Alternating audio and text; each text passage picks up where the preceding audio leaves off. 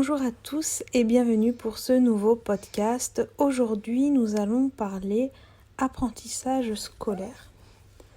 Alors, c'est vraiment d'actualité avec ce confinement, les écoles fermées.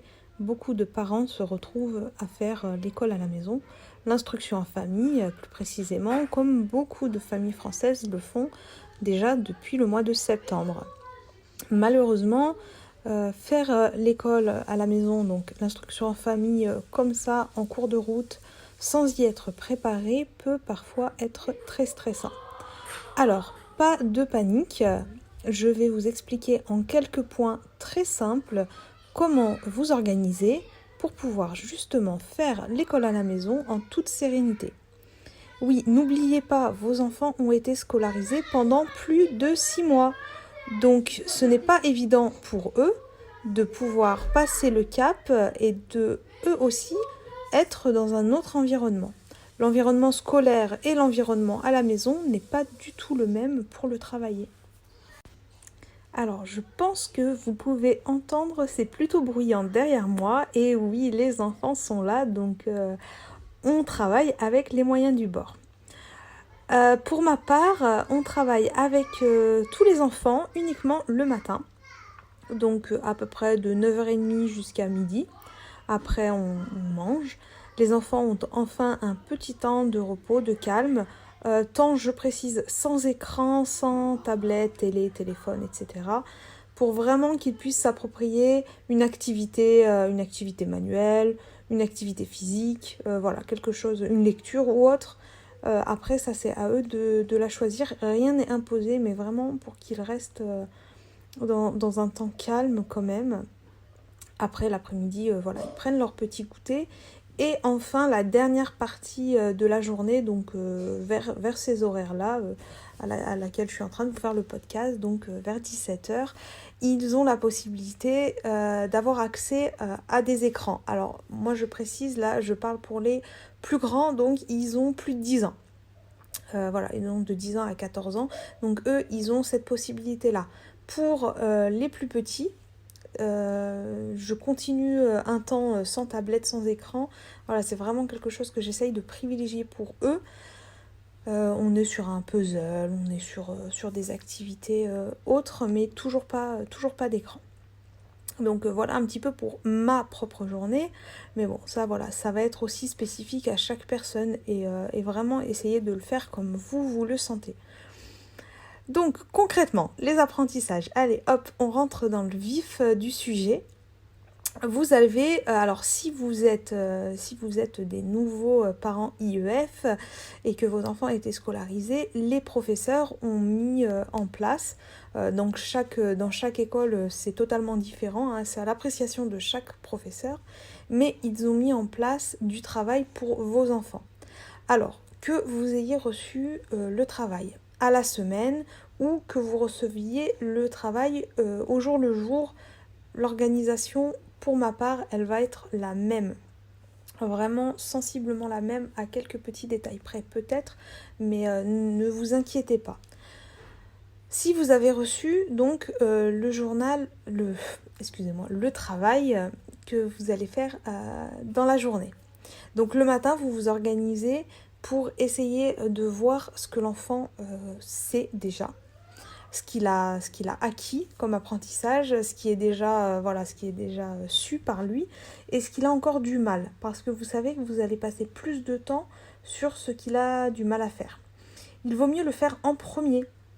Pourquoi ? Tout simplement parce que comme c'est par ce qui va commencer, il se dit qu'il a du temps, donc il va être moins stressé, il va pouvoir, même s'il n'y arrive pas, il va pouvoir se reprendre, se rattraper, essayer de revoir là où ça coince. Alors que si vous faites ce qui est facile pour lui au début, ça va aller vite, il va avoir un rythme de travail très soutenu, et puis quand il va arriver sur ce qu'il a du mal à faire, ça va lui casser son rythme. Il va voir le temps passer alors que normalement on doit finir à telle heure. Il se dit oh là là, l'heure elle arrive et puis j'ai toujours pas fini, j'ai toujours rien compris. Ou sinon il va se dire oh là là, le temps il passe et puis j'ai rien compris. Voilà, c'est plus frustrant. Alors que dans le sens inverse, il va être moins stressé comme je vous l'ai indiqué et en plus on va finir par les choses qui sont assez simples et assez faciles pour lui. Donc du coup là le rythme de fin va être un rythme soutenu et à la limite là c'est une bonne chose parce que voilà il va vouloir avancer pour pouvoir enfin finir concrètement sa journée de travail. Bon, au niveau de l'organisation des exercices en soi ou des leçons, on est plutôt ok. Vous l'aurez compris, on commence parce que l'enfant, là où l'enfant a plus de difficultés, pour enfin finir avec là où il a plus de facilité. Vous allez me dire, la première semaine, waouh, mais attendez, moi j'en sais rien. Donc la première semaine, je pense que ça a été un petit peu rock'n'roll. Tout le monde a dû prendre ses marques, donc rien d'anormal. Je pense que là, ça fait une semaine qu'on est tous avec nos enfants à la maison. Vous avez pu voir plus ou moins là où les enfants avaient des difficultés. Si ce n'est pas le cas, si vous n'avez toujours pas réussi à cibler là où il y a des difficultés, n'hésitez pas à contacter la maîtresse de votre enfant et clairement lui demander ce qu'elle en pense et où est-ce qu'elle pense qu'il faudrait insister au niveau des apprentissages. Alors, quant à l'organisation de l'espace de travail, là pareil, ça va être vraiment propre à chaque personne. Moi, je vous donne des pistes. Après, n'hésitez pas à vous en saisir et à les utiliser pour vos enfants comme il serait bon pour eux que ce soit, hein, bien entendu. Pour mes grands, on a choisi, nous, de travailler tous sur la table du salon. Voilà, donc on est tous ensemble, donc comme ça, quand les grands entendent qu'un petit a un petit peu de difficulté sur un problème, etc., ils peuvent intervenir, ils l'aident. Inversement, les grands, des fois, ils écoutent les leçons les petits, écoutent les leçons des grands, sont intéressés, sont intrigués, veulent en savoir plus. Donc voilà, on essaye de créer quand même une dynamique de groupe pour que les apprentissages soient ludiques. Et parfois, ça donne lieu, même à la fin des devoirs, à des discussions assez intéressantes et assez passionnantes avec les grands. Pour les petits, moi j'ai fait le choix de rester sur des ateliers vraiment en autonomie, c'est-à-dire vraiment, je parle pour les petits jusqu'au CP, même voire plus, hein, c'est possible, mais jusqu'au CP, essayer de proposer des choses voilà, qu'ils soient aptes à se ressaisir seuls. Vous leur expliquez le principe une première fois et après ils doivent le refaire seuls, s'entraîner jusqu'à ce que ça soit complètement acquis. Pour la primaire, ça va être un petit peu le même principe, ça va être légèrement différent parce que on va être plus sur du travail concret, il y a moins de choses à manipuler, mais pareil, qu'ils fassent du français, qu'ils fassent des mathématiques ou autre, essayez de mettre en place des espèces de systèmes de fiches. Alors je sais que c'est pas forcément évident parce que les maîtresses vous donnent du travail qui est déjà fait, mais parfois, alors moi je vois la maîtresse de ma fille qui est en CM1 me donne le travail et les corriger. N'hésitez pas à donner les deux à l'enfant pour qu'il s'en saisisse. De toute manière, quoi qu'il arrive, même s'il triche et qu'il regarde les réponses avant d'avoir fait l'exercice. Au bout d'un moment, il va comprendre que c'est contre-productif pour lui et il va essayer de se ressaisir du matériel différemment. Mais ça peut aussi l'aider à avoir confiance en lui. Du coup, même si vous l'observez, qu'il regarde les réponses avant de répondre à l'exercice, etc., laissez-le faire dans un premier temps et voyez comment il se comporte et comment est son évolution. Peut-être que de faire comme ça va lui donner confiance en lui et que par la suite, il va se ressaisir de ses exercices, mais tout seul, sans regarder la correction, et il ne regardera la correction qu'une fois qu'il aura réellement fini. Voilà, au niveau donc de l'espace de travail, c'est vraiment les conseils que je peux vous donner. Après, je vais essayer tout au long de cette semaine de faire des podcasts assez régulièrement pour pouvoir vous aider à vous imprégner de ce nouvel état de fait, hein, qui est que voilà, toute la France entière pratique l'IEF. C'est Malheureusement, nous ne sommes pas forcément dans une situation très heureuse, très joyeuse.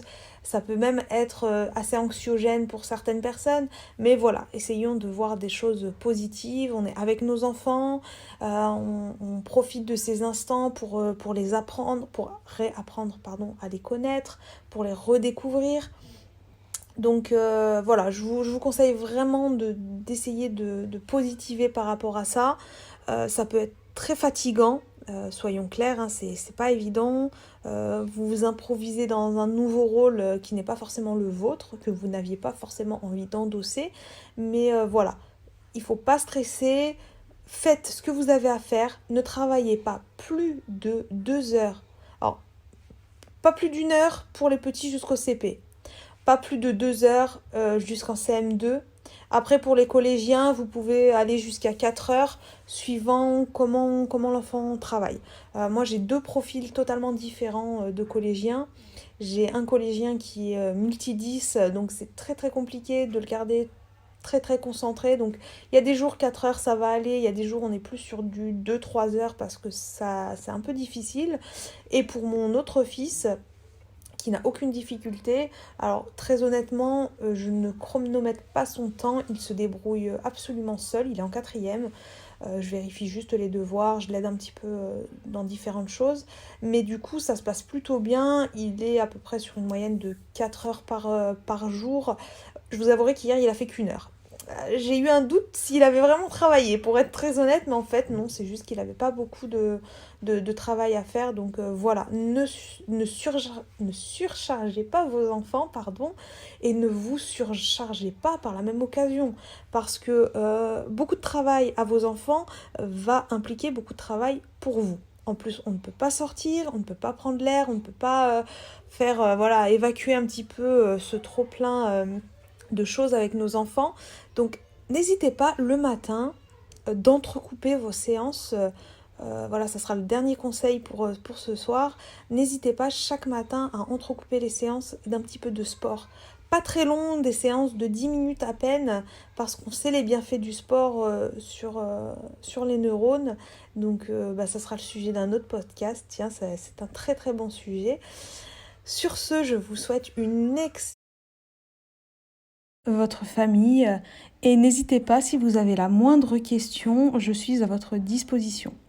Merci encore de m'avoir écouté et je vous dis à très bientôt pour un nouveau podcast. En attendant, si vous souhaitez nous suivre sur les différents réseaux sociaux, n'hésitez pas à nous suivre, que ce soit sur Instagram ou sur Facebook. Nous partageons régulièrement du contenu.